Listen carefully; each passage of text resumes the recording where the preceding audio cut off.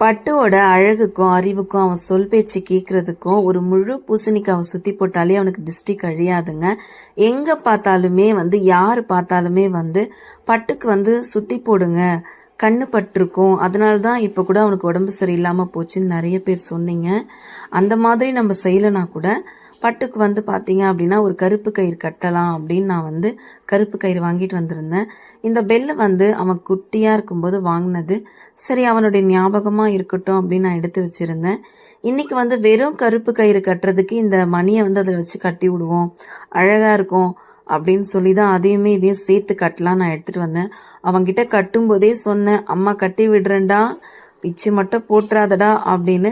சரி கட்டுறேன், அமைதியா உட்காருடா அப்படின்னு சமத்தா கொஞ்சம் கூட தலையசைக்காம புள்ள அவ்வளோ அழகா உட்காந்துட்டு இருந்தான். நிறைய பேர் சொன்னீங்க கருப்பு கயிறு ஒன்று கட்டி வைங்க, அது ரொம்ப நல்லதுதான்.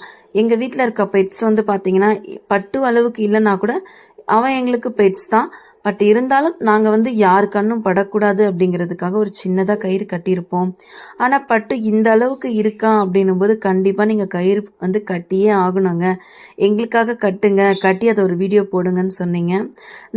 எனக்குமே அது தோணுச்சு, சரி கருப்பு கயிறு அப்படிங்கிறது கட்டி விடுறது நம்ம குழந்தைங்களா இருக்கும்போது நம்ம கட்டி விடுவாங்க. சரி பயப்புல இவனும் குழந்தை தானே, கட்டி விட்டுருவோன்ட்டு ஒன்று வாங்கிட்டு கட்டி விட்டேன். கொஞ்சம் கூட அப்படி இப்படியும் கூட அசையலைங்க. அவனுக்கு எவ்வளோ அழகா இருக்கு பாருங்க. அம்மா ஒரு வார்த்தை சொல்லிட்டாங்க, இதை கழட்டக்கூடாதுன்னு சொன்னதுல அந்த பைபிள் அதுக்கு வாயே வைக்கலங்க. அந்த பெல்ட்டே பாத்தீங்கன்னா கழட்டி போட்டுருவான் 2-3 டைமு. நான் எடுத்து அதை மறுபடியும் கட்டி விடுவேன். ஆனா கட்டி ஒரு 1 வீக் இருக்கும், இன்னுமே பாத்தீங்கன்னா அந்த கயிறை அவன் அப்படியே போட்டுக்கிட்டே இருக்கான்.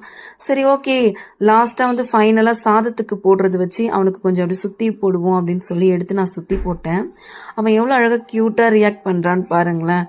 நம்மள கிண்டல் பண்ற மாதிரி இருந்தது. டேய் ஒழுங்கா உட்காருடா, அம்மா துப்பு சொல்லும் போது துப்புடா, நான் கியூட்டா பார்த்துட்டே இருந்தான்.